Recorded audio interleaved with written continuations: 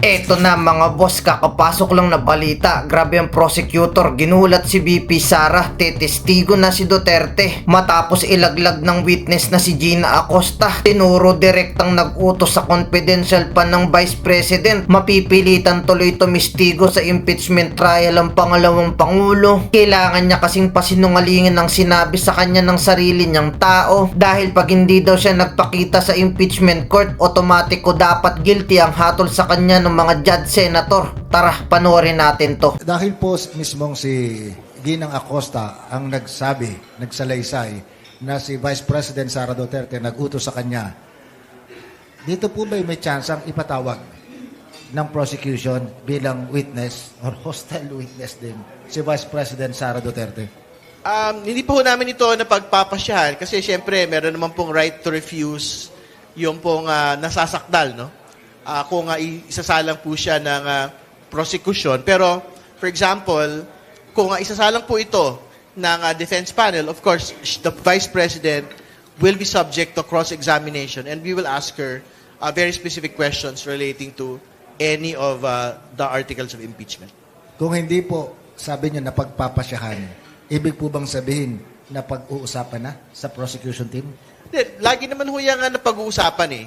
Kung marapat ba na mapasabpi ng atin pong pangalawang Pangulo. Pero tingin naman ho namin kung meron pang mga iba pang mga testigo na pwede pong isalang nang hindi kailangan ang pangalawang Pangulo po yung isalang, yan po yung ginagawa po namin at yan po yung gagawin namin sa mga susunod pong panahon.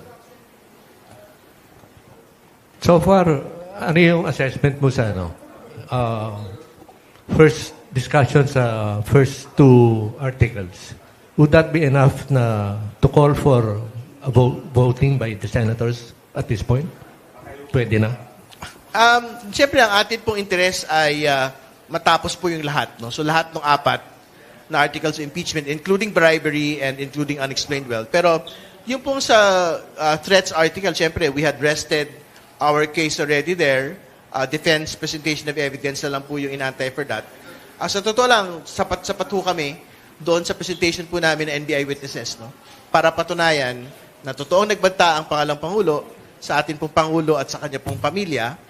At syempre, ito pong sa confidential funds misuse article, ongoing po ito. Pero katulad ng binanggit ko, major na po yung testimony ni Ms. Acosta na nagtuturo sa atin pong pangalawang Pangulo. But it is still our interest na tapusin po ito across the four articles po. Kasi we are confident in the evidence and that we are confident that we can convince the senator judges dito po sa bagay po na ito. Kung pinag-uusapan nyo rin ba yung posibilidad na maaring maging hostile witness din si Colonel Lachica? Pinagpapasyahan din ho namin yung bagay na yan.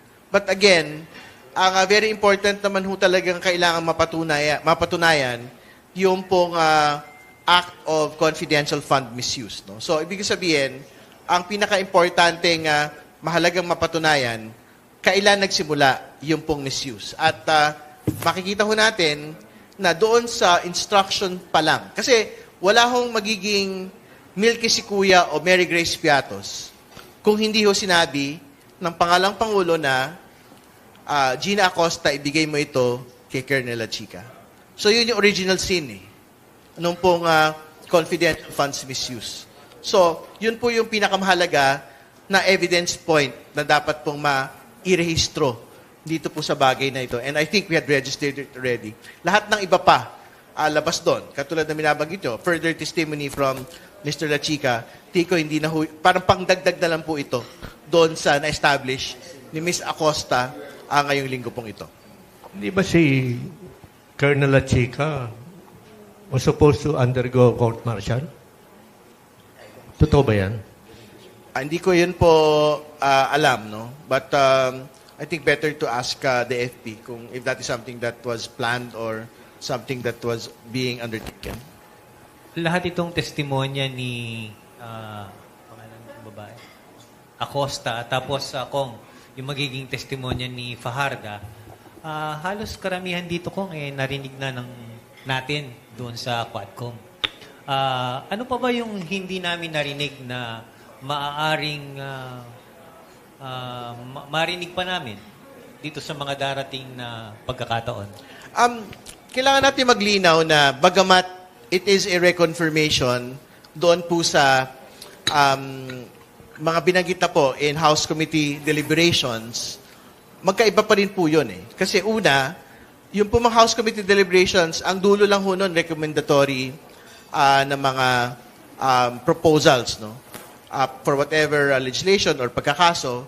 Pero ngayon, ang pinag-usapan ho natin, yung actual ho na pagpapanagot ng po mga impeachable officers to an impeachment process. No? So, ibig sabihin, dito sa proseso pong ito, the statement of Ms. Acosta or Mr. Fajarda will result either in a conviction or an acquittal of the Vice President. Yun po yung una. Pangalawa, syempre, yung pong statement ni Ms. Acosta, Mr. Fajarda, will be subjected to cross.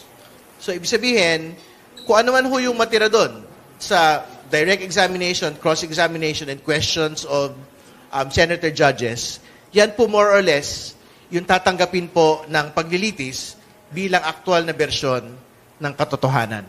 Dahil dumaan na po sa deliberative process ng paglilitis. So, kahit pareho yung aktual na statements, magkaiba pa rin po yung aktual na epekto ng proseso pong ito. But yung tanong nyo, kung may dagdag pa, abangan ho natin. Kasi kahit naman ho, napag-usapan ho yun, may mga new facets of the testimony of Ms. Acosta, yung pong nakita natin nitong nagdaan pong paglilitis. Nabanggit nyo kanina kong yung katagang acquittal at saka conviction.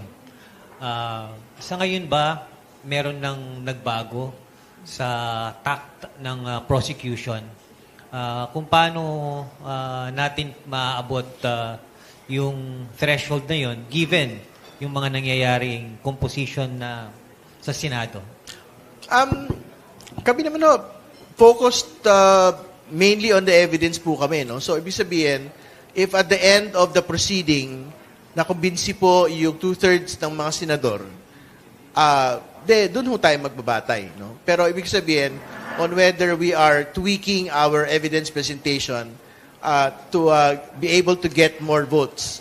Tingin ko, hindi naman ho yun na mapagpasya dahil sa dulot-dulo naman ho, ang ebidensyang mailalatag sa paglilitis mismo, yun pong pinakamahalaga. Tong, meron pang artikulong hindi natatalakay.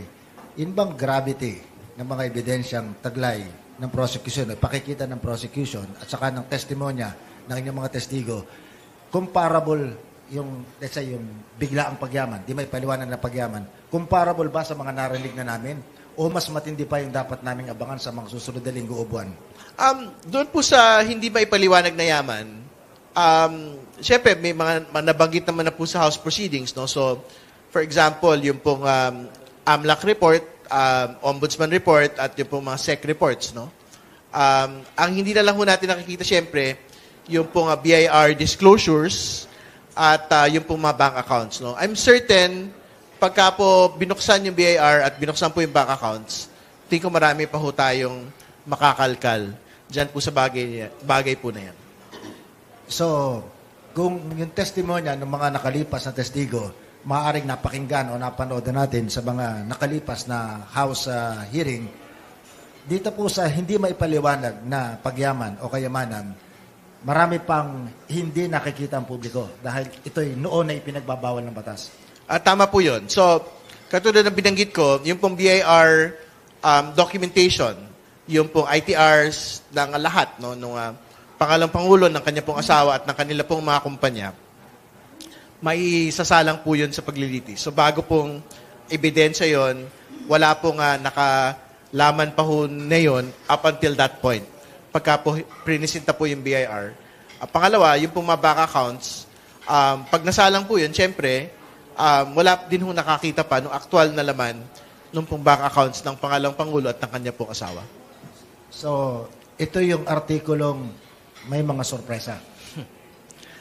Pwede ho natin sabihin yon na ito po yung artikulo na talagang meron pong bagong-bagong mga ebidensya. Kasi, syempre, for confidential funds misuse and for bribery, it is something of a reconfirmatory testimony Kasi more or less, it had already been established during the House Committee deliberations. Marami pong ipatatawag ditong mga witnesses? Tingin ko po, several ho yung mga maisasala. Kasi for example, yung firearms pa lang ho, bagong ebidensya rin yun. Yung pong non-disclosure of firearms sa SALN. So, kasama ho yun doon sa mga witnesses po na nakasalang. Yung banks at yung pong BIR. So, tingin ko yun yung mga pinakabagong mga ebidensya when we cross into unexplained wealth. Opo. Kung sa pagsukat ng kayamanan o anumang bagay, ito yung comparison between standard at saka yung susukatin. Dito po ba sa pagsukat ng sinasabing biglaang pagyaman ng pangalawang Pangulong, ang gagamitin po ba nating barometro o panukat ay yung kanya idineklara sa SALN? Yun po yung batayan na pagsukat, no? Kasi syempre, yan po inaasahan ho natin na total sum nung pong mga kinita na isang public official, no? So, confirmatory syempre, yung pong income net of taxes na makikita ho natin doon sa BIR. So, ibig sabihin, yan po talaga yung magpapakita ng legal na netong kita ng isang particular po na public official kasama ng kanya pong asawa. So kung yung kanyang binayarang buwis sa mga nakalipas sa panahon ay hindi tumutugma sa nakadeklara sa SALN, proven na po ba yung point?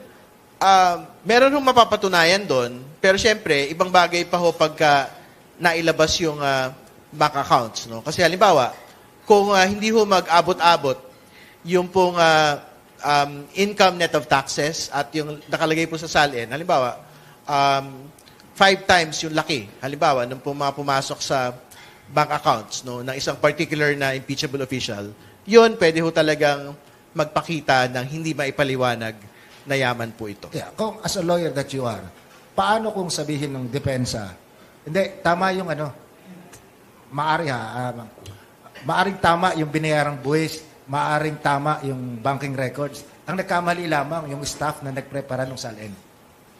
Hindi rin ho yun, ubra. Kasi syempre, sa dulo-dulo, pumirma po yung public official doon. So, anong lesson po ang nakita natin dito? Kasi nakadalawang Chief Justice ang Pilipinas na natanggal dahil sa SALN.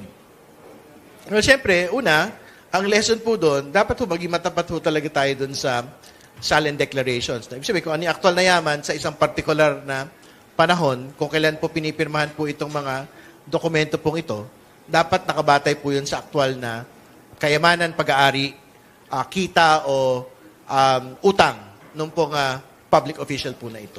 So, I think kung natanggal, katulad na binabanggit po natin nung nagdaan, kung natanggal po ang Chief Justice, isang Chief Justice convicted on the basis of SALN violations, dapat wala akong pag-iiba dito po sa kasalukuyan po nating kaso. Si Senator Trillanes, early on, tagal na, no? Nireveal niya yung bank accounts ng mag-ama. Tatanungin niyo ba si Senator Trillanes na mag-testify? Kasama ho siya doon sa mga inilista po ng mga testigo ng atin pong prosecution. I think siya rin po ay ilistang testigo ng defense. I have to confirm it again.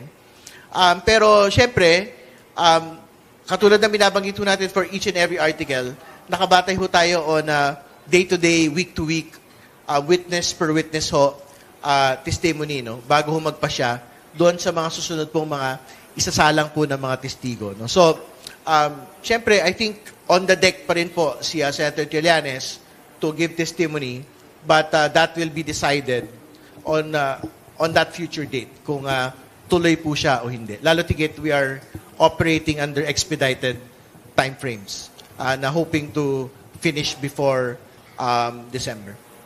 Natukoy nyo kung yung mga bank accounts. Pag dumating dun sa punto na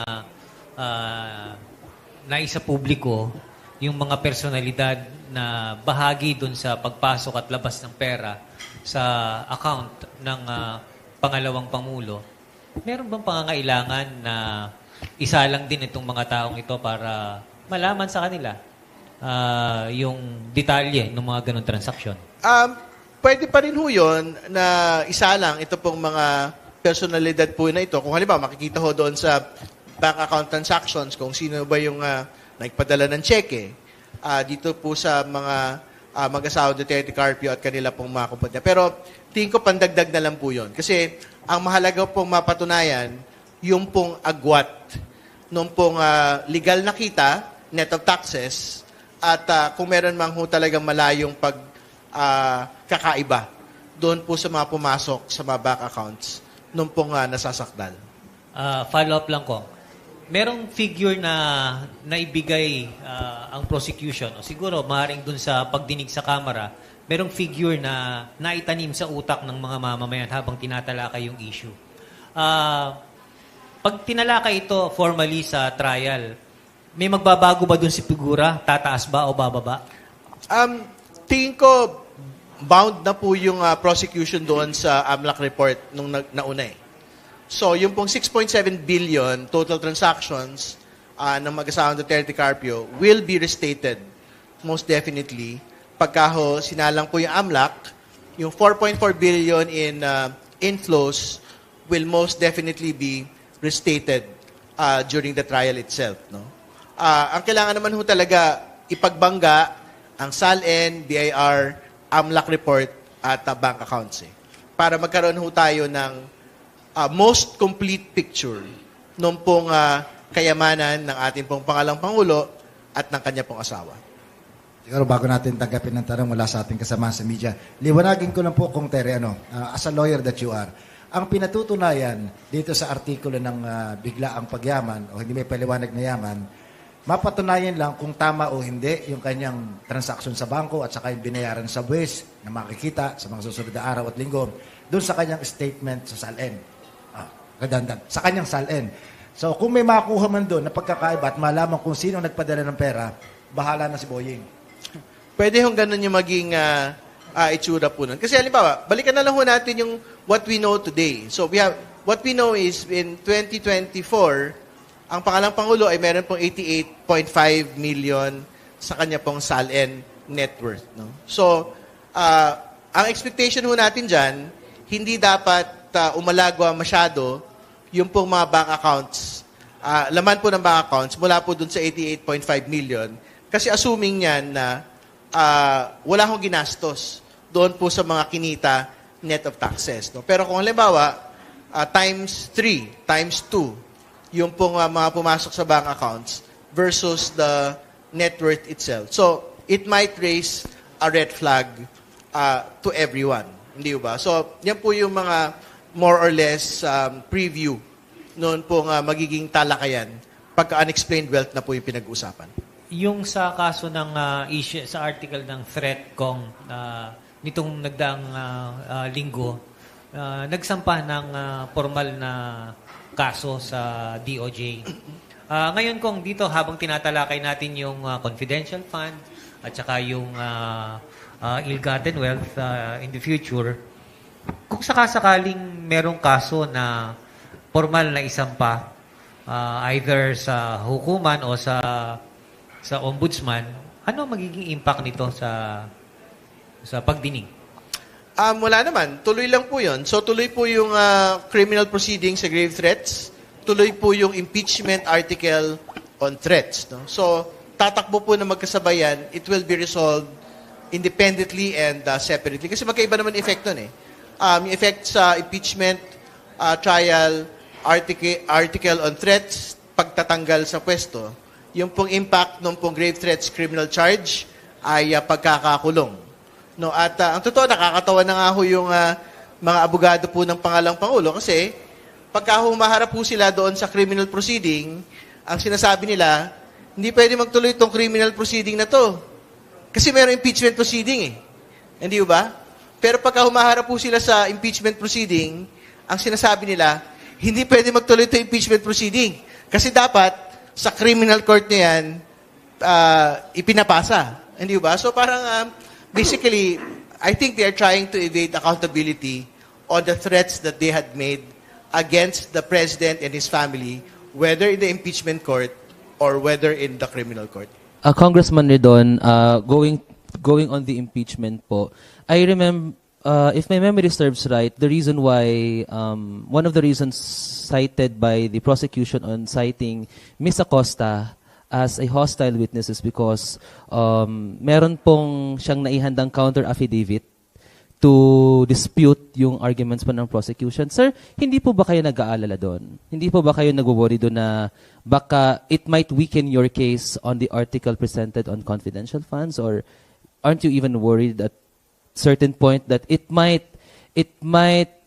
weaken your case on impeaching or at least convicting the Vice President rather?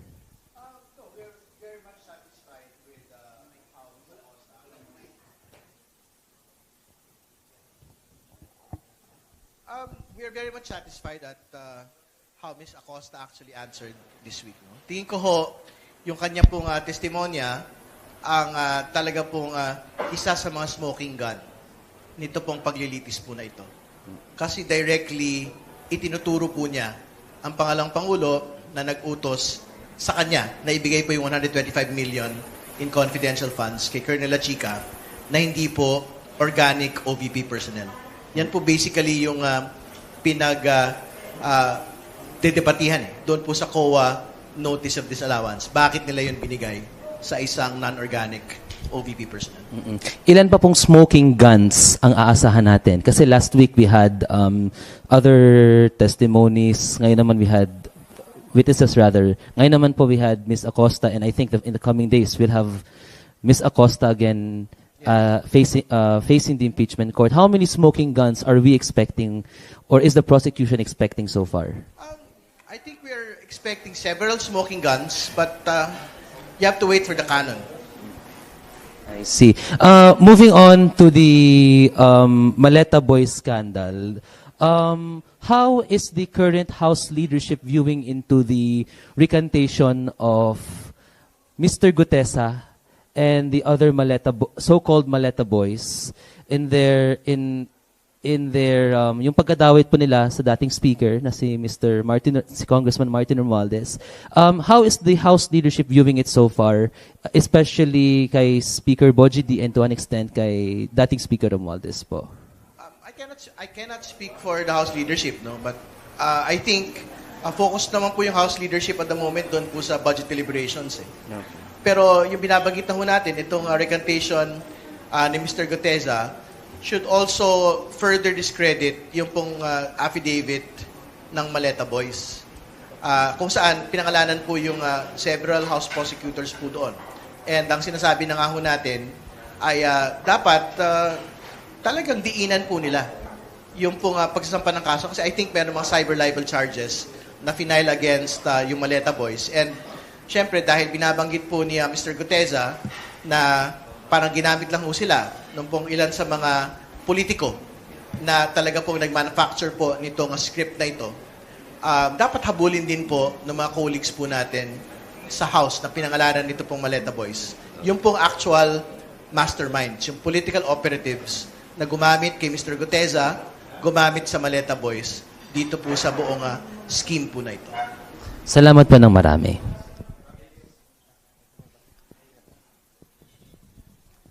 Hello po, Kong Terry. May proposal po si Senator Zubiri na palitin yung schedule para daw maging mas mahaba. No? Gawing hapon hanggang gabi yung schedule for the impeachment. Pabor po ba ang prosecution po dito? Wala ho tayong pagtutol doon po sa pagpapalit po ng oras. Siyempre, ang interest po natin dito muna, i-expedite na po yung proceedings, tapusin na ho yung pong paglilitis sa pinakamaagang panahon. Pangalawa, kung kaya hong magdagdag ng mga araw ng paglilitis.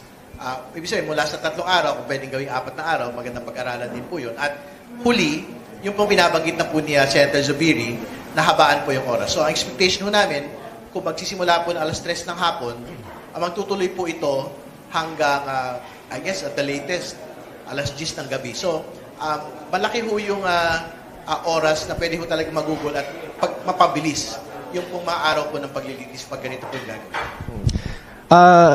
Kung this past few days na revisit ulit ko yung usapin ng threshold kasi marami daw mga senators na hindi nakakapunta doon sa impeachment trial. I mean, kasama na dyan si Senator Loren Legarda na wala pa rin sa bansa and marami daw uma-absent. Ano po yung stand po ng prosecution dito? Dapat na bang babaan? Dapat bang mag-decide ang impeachment court na babaan? Kasi hindi naman lahat ay nakakapunta doon sa trial. Yung pagtingin naman po namin dyan, sa dulot-dulo, it is not for the prosecution or defense to determine the threshold. No? It is for them. It is for the center judges to make that determination. Pero ang linilinaw lang po natin sa publiko pagka tinatanong po tayo, hindi po absolute number yung 16 sa Constitution. Ang nakalagay po sa 16, 2/3 of all senators. No? So, whatever that particular provision means, it will be up for the senator judges to decide. What can you say about mo na, yun nga, madaming mga senator judges na hindi nakakapunta doon sa trial? How does this affect the trial itself? I think wala naman ho. For as long as meron pong quorum to proceed, that shouldn't have any impact on the proceedings itself. No? So may mga paglilinaw na rin naman ho. For example, if they aren't on the floor, pero they're within the lounge, think wala hong problema yon. I think that has already been clarified. Yung pong mas concern naman po yung mga outside of the Senate premises po ng mga senator judge. But I think for as long as meron pong quorum to conduct business, dapat magtuloy-tuloy lang po yung paglilitis hanggang pinakadulo. Thank you po. Good morning po, Angela po from PRTV. Ayan, for Kong Terry po. Doon sa, na-mention din kasi previously po sa mga hearing, diba, sila OVP Assistant Chief of Staff Lemuel Ortonio, as long doon sa paglilitis. And he is also scheduled or subpoenaed for next week po. Will he also be qualified as a hostile witness po for the coming days? I think all of the OVP and the DepEd personnel that reported to the Vice President, I think we will seek to qualify them as hostile witnesses. Kasi syempre, talaga naman po kung magkapareho po sila, ibig sabihin, nakadikit po yung mga gulugod nila dito sa interest po nitong paglilitis na ito.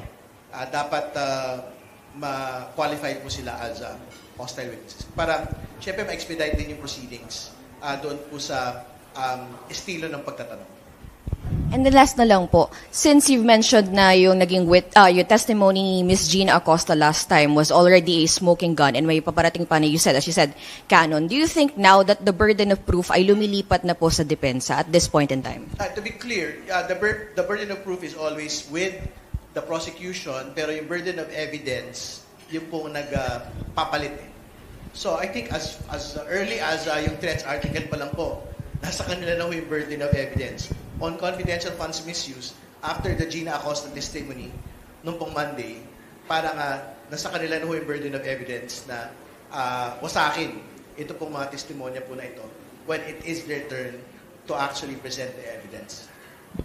And then last na lang po, any talks pa rin sa prosecution regarding po doon sa possible na, kasi nabanggit po last time na yung threshold can only be questioned by a Supreme Court, pag nag-file po sa Supreme Court.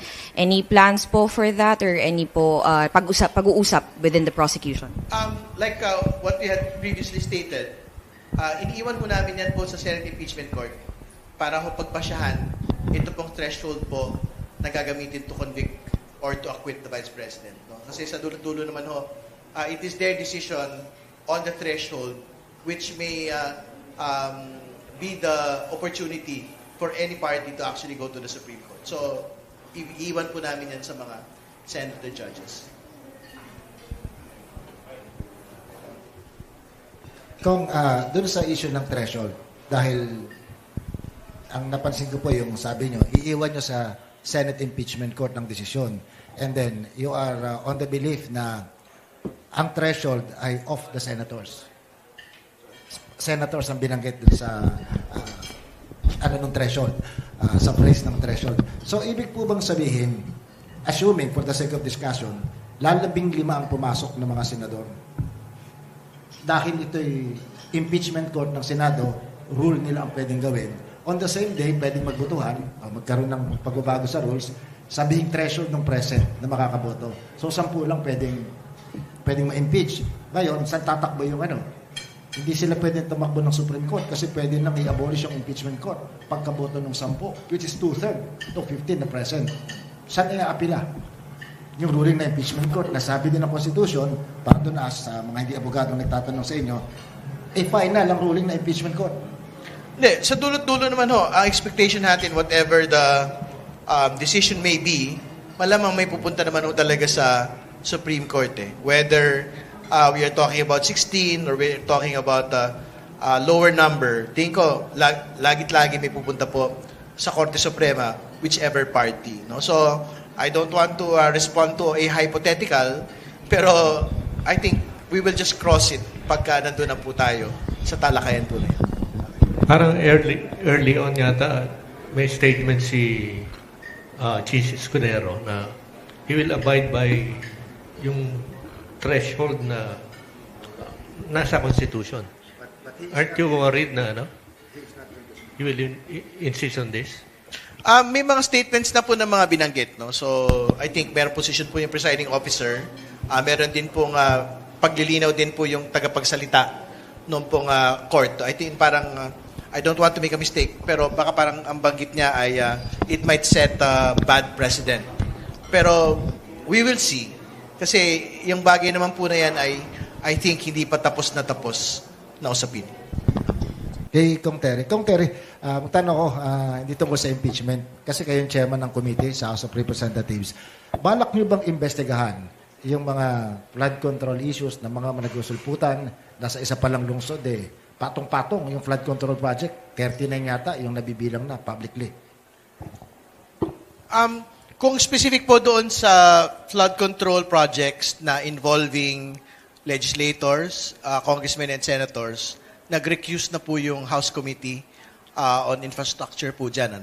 Kasi nga, pagtingin namin, conflicted po yung mga legislators na mag-imbestiga at may mga kasama kaming sangkot, talaga hong lagit-laging masasubject to question kung ano man ho yung magiging findings nito pong committee po na ito. Kaya nga, ang ginawa namin, nung merong ICI, binigyan namin sa ICI, ngayong ombudsman na po yung nag-imbestiga, binibigay na po namin sa ombudsman ito pong bagay na ito.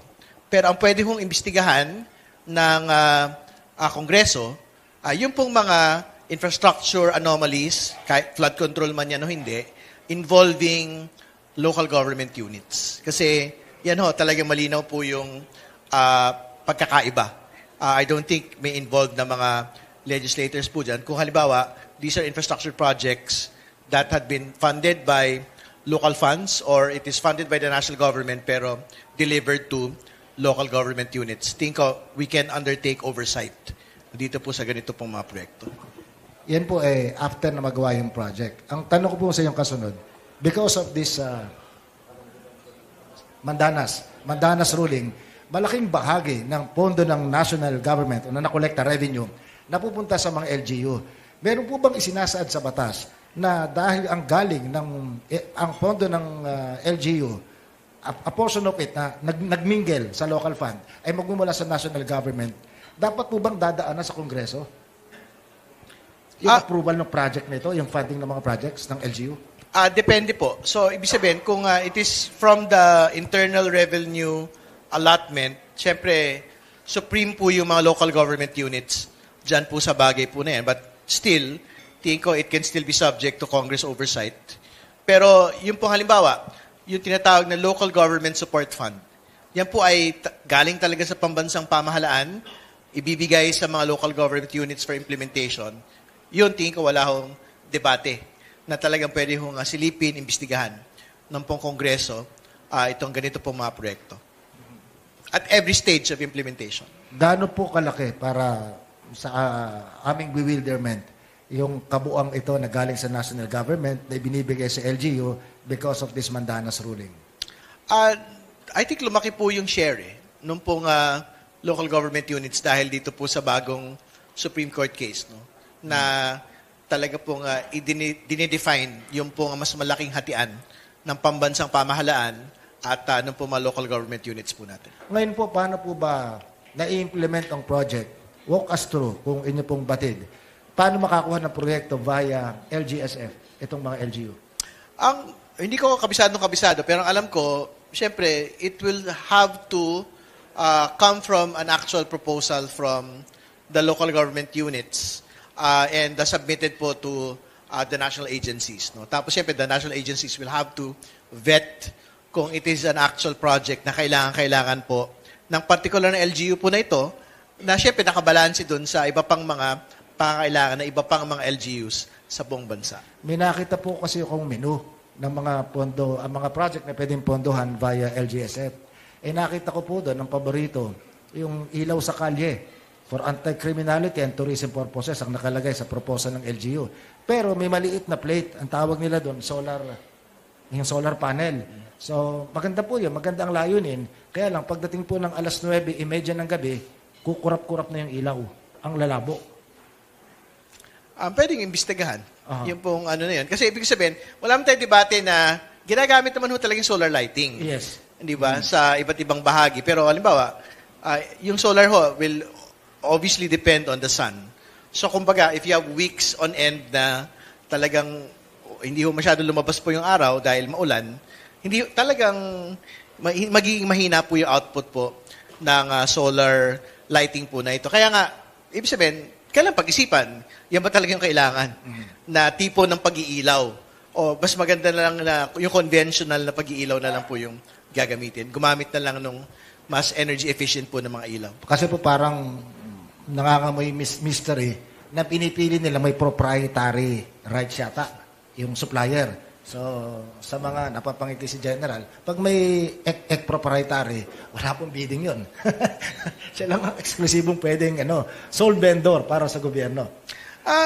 Hindi ko alam kung may proprietary pa yung mga solar lighting. Kasi I think very generic naman na ho yan, readily available across different providers. So, ibang bagay ho yung having that particular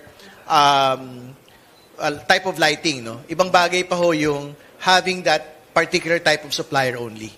So, we'd like to get more details, kung meron pong further details, yung pong ganito pong mga proyekto. Just to clarify, yung sinasabi niyo bang ill-gotten wealth ni VP, 6.8 billion? Hindi naman. To be clear, yung pong 6.7 billion ay yung pong total transaction sa MLC. So, yan po yung mga established numbers. Yung isa pang established number, which is yung net worth for 2024, yung 88.5 million. So, yan po yung mga standing numbers. So, pag linatag po yung BIR, linatag po yung mga bank accounts, I think we will get further numbers na kailangan po magbangga. Yung 125 million kasi, naglagay kayo ng based sa AI, gaano kadami yung 125. Siguro dapat gumawa rin kayo ng ganong covering 800 million. Ilang yun? Billiard tables. Pwede ho naming pag-aralan na mas representative yung pong itsura po nung ganun po kalaking pera.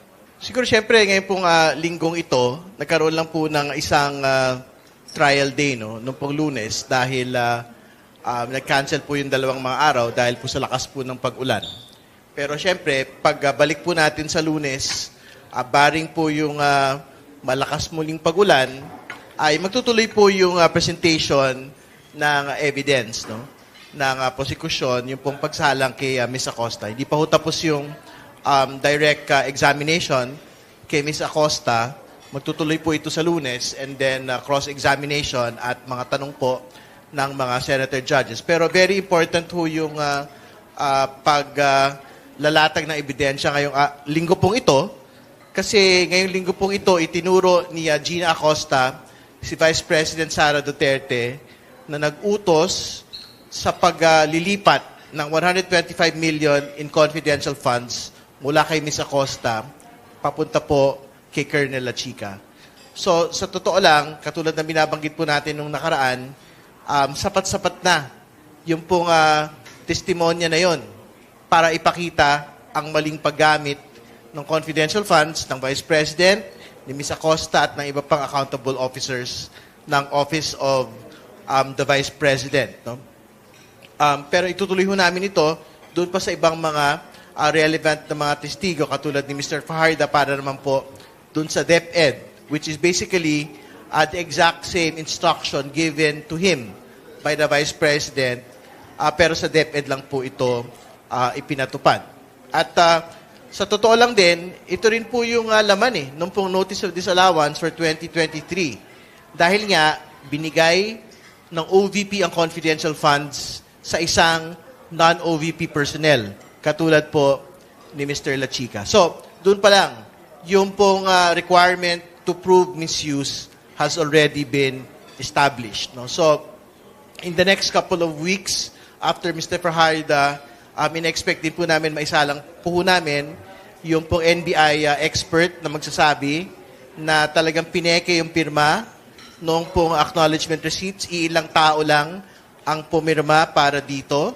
At isasalang din po yung PSA para magbigay ng sertifikasyon na yung pong mga pangalan sa acknowledgement receipts katulad ni Mary Grace Piatos at Milky Sikuya ay hindi pinanganak, hindi kinasal, at hindi po namatay sa Pilipinas, wala po sa database. No? Basically, makikita ho natin na yung 125 million in 2022 confidential funds ay nalusaw, nawala ng parang bula noong pong pinirmahan na po itong mga acknowledgement receipts. Hindi na ho natin malaman kung saan po napunta yung pera.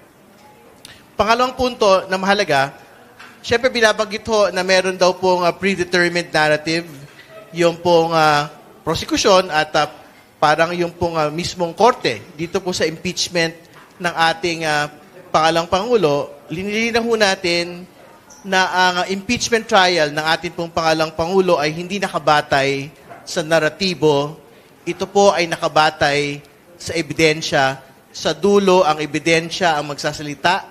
Sa dulo po, magpapasya ang senator judges, hindi batay sa naratibo, kundi batay sa ebidensya po mismo. So, I think that needs to be very clear.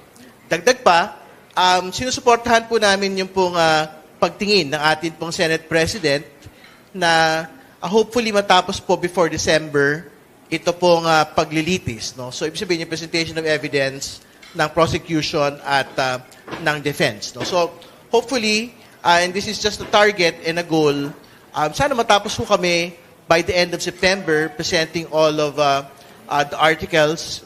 Baka lang mausog po further into the first week of October dahil medyo nabitin po tayo for this week. Pero hopefully, we will be able to makasalubong ho kami doon sa timelines na tinitingnan po ng atin pong Senate President. At sa pinakadulo ho, isa lang naman po yung responsibilidad ng prosecution. Ilatag sa harapan po ng Senate Impeachment Court ang sapat, may batayan at matibay na ebidensya para patunayan po yung articles of impeachment. And so far, tingin ko po nagagawa po ito ng House Prosecution Panel. Yun po muna.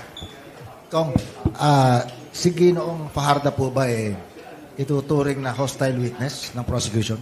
Tama po yun. Similar naman po yung status nila ni Ms. Acosta dahil siyempre talaga naman pong yung mga interest po nila ay I think very similar. Particular dito po sa misuse ng confidential funds, ang atin pong inaasahan ay Ms. Acosta, like what Ms. Acosta did, Mr. Fajarda will reconfirm what he had stated during House Committee deliberations na ang pangalang Pangulo po yung nagbigay instructions para po ibigay yung pong confidential funds ng DepEd sa isang non-DepEd organic personnel.